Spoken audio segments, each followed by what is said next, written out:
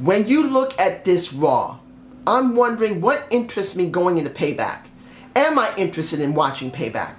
To be honest, from what I've seen, I'm actually quite interested in a couple of minor feuds and some instances where things look very good.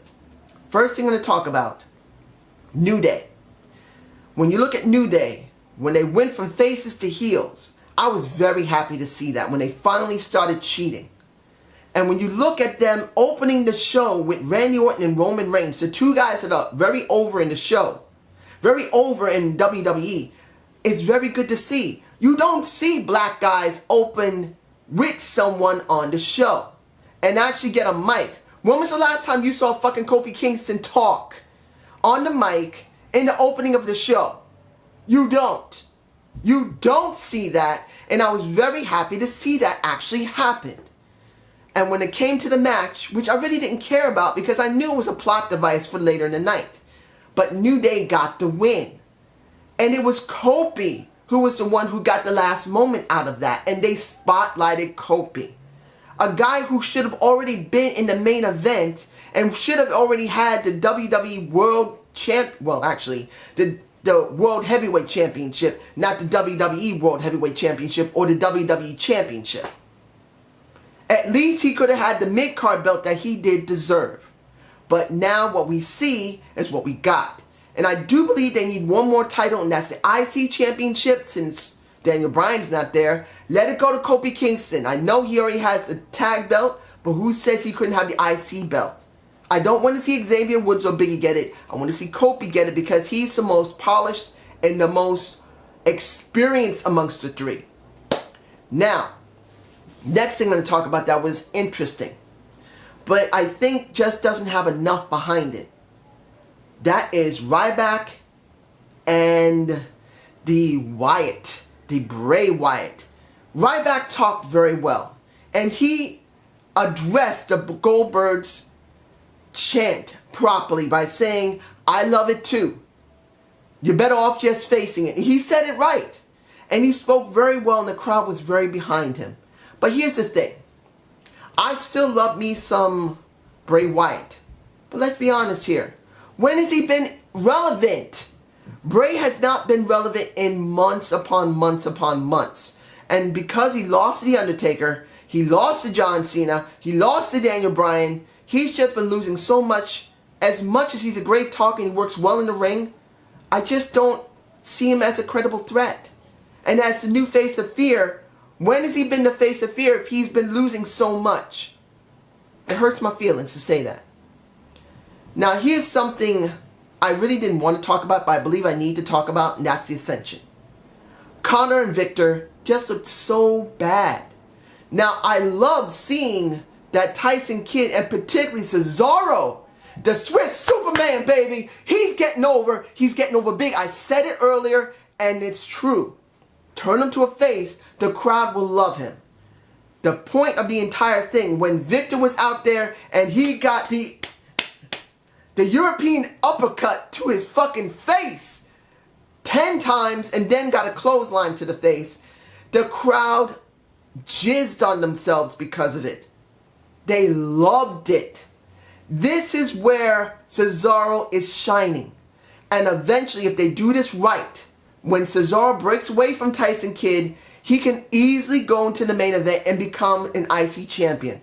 100% clean, without no problems, because the people love him. We need him. We need that boy into the main event. But if he's got to go to IC first, let him go. Now the next thing that is good, but it's a question mark, and I will be discussing it at the very end of this review in more detail, Seth Rollins versus Dean Ambrose. Now, Seth and Kane are not getting along. There is no authority. Where the fuck did they go? Are they going to one of those islands where there's no communication at all again? I mean, it would be nice to go to one of those islands with a beautiful, gorgeous woman and as much as you want, like a TV and stuff, where you don't communicate out, but you have fun. But they've been going a long fucking time.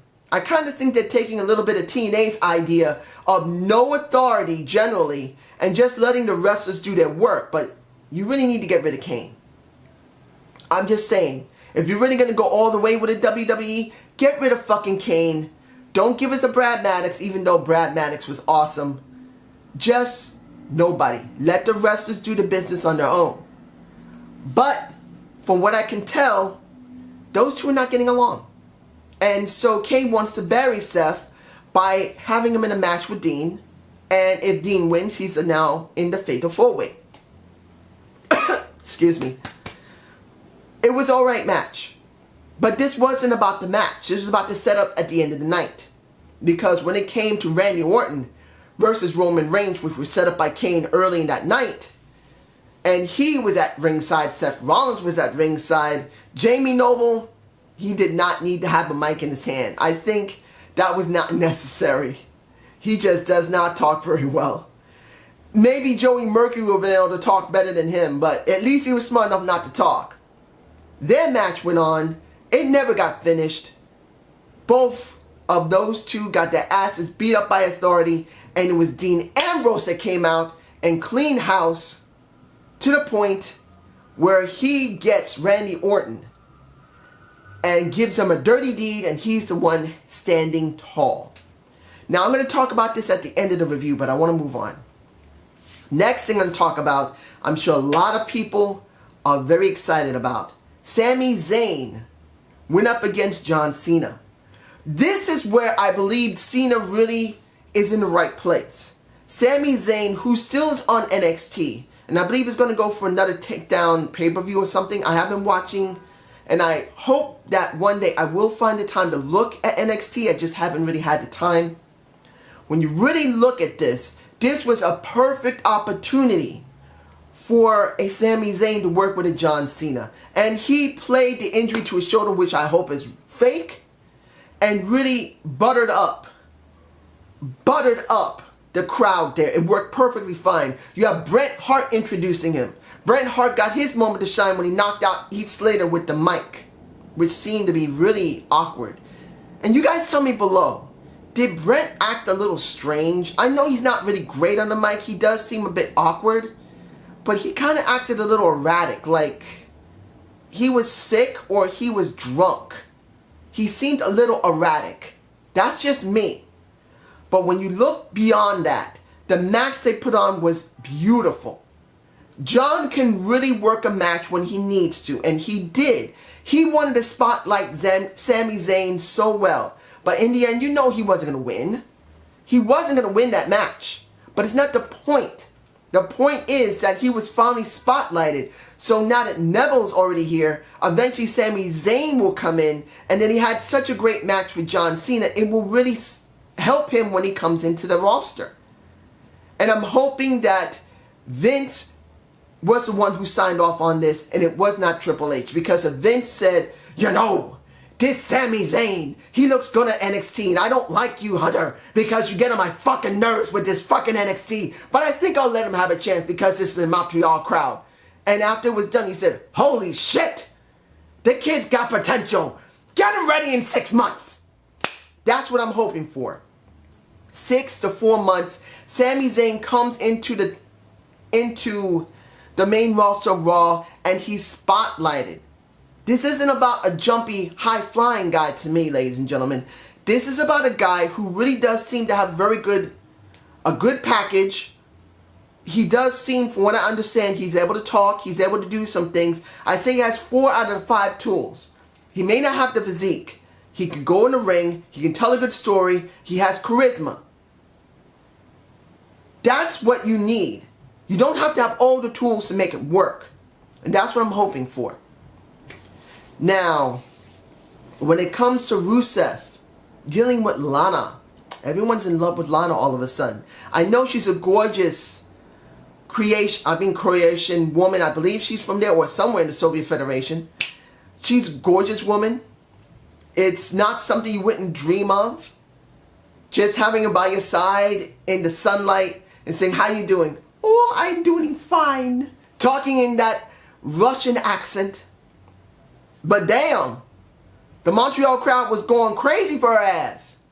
And Fandango played with that. And he got his ass nailed. But does this mean this is good? No, because in the end, This is exactly what happened to a Batista, a John Bradshaw Layfield, a Bray Wyatt, a Bad News Barrett. Everyone seems to get something, and when they go to near a I Quit match is when it's over and they get buried. Badly. Now, I knew this was going to happen ahead of time when John Cena was going after the U.S. Championship. But as I said, you need him out of the main picture because you want to bring more people up. Now, another thing I want to talk about that I'm very happy to see, Naomi working with Tamina. This I'm happy to see. You know what? Because in actuality, they are cousins. What I mean by that, Naomi is married to Jeff Fatu, which is the cousin of a Tamina. They're actually relatives. So I'm sure that Trinity is actually happy to work with his husband's actual cousin. Because they've been on the road already together, so why not let them work together? Now, seeing that you have a heel Naomi working with a heel Tamina who's trying to overthrow a Bella monarchy, which turned them faces even though they're heel, makes it very confusing. It would have been easier if, I hate to say this, if Brie and Nikki had been faces and then you let Naomi turn totally heel. It kind of clashes because you're turning Naomi from a face to heel to face all within the same moment. But I'm going to put it like this. What else can you do? You got to do something. They're not letting the Bellas do the job properly. They should have lost the title a while ago. So seeing Naomi in this place makes me incredibly happy. Seeing her act like that makes me fucking incredibly happy. Yeah! I am happy to see Naomi get spotlighted. I'm happy they're putting a mic in her face so she can work on her mic skills. I'm happy that she's wearing more black clothes than blue, green, purple that would show her ass more. You don't need to show Naomi's ass for her to look gorgeous. You need her to be in a way that she just doesn't look cute and adorable and pretty sexy. You want her to be badass and sexy. In this case, she's a badass that can actually wrestle and is going to get over. That's what I'm hoping for. Let's see what's left to talk about. The last thing I'm going to talk about is the Ambrose Factor. I know I can talk about Stardust and R-Truth, but why? Fake rubber spiders, I'm not interested in that. Even though it's funny, I don't care. But this is what I want to talk about. When it comes down to it, the Ambrose Factor is going to be a very interesting dynamic. But here's the question. Will they actually pull the trigger on this? If they really want to give us something totally different, WWE must let Dean Ambrose win this. Now, I know Dean hasn't been well built. He's been working with Luke Harper.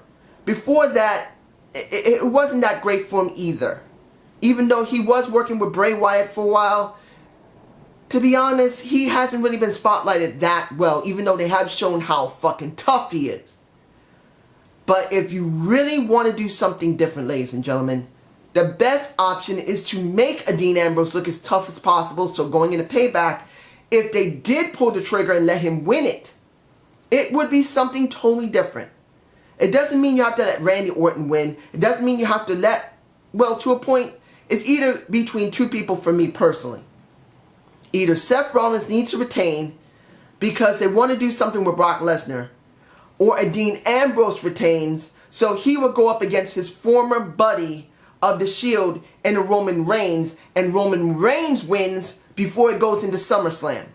That would be the best case scenario I see. Let a Dean Ambrose win a Payback, then go up against a Roman Reigns and loses against a Roman Reigns, and then let Brock Lesnar return so Brock Lesnar and him could have a feud. Now that's if it's going to be then. But that's just my opinion about how it should go. Tell me how yours is. And I hope you enjoyed the Zane's view. Please give me a comment below. I'll see if I can get another... Oh man, that hurts. I'll see if I can get another debate of the week out. I hope you did enjoy the debate of the week I made. Give me a suggestion about when I should do. I hope you have a good day and have a good night. Peace! Pizza!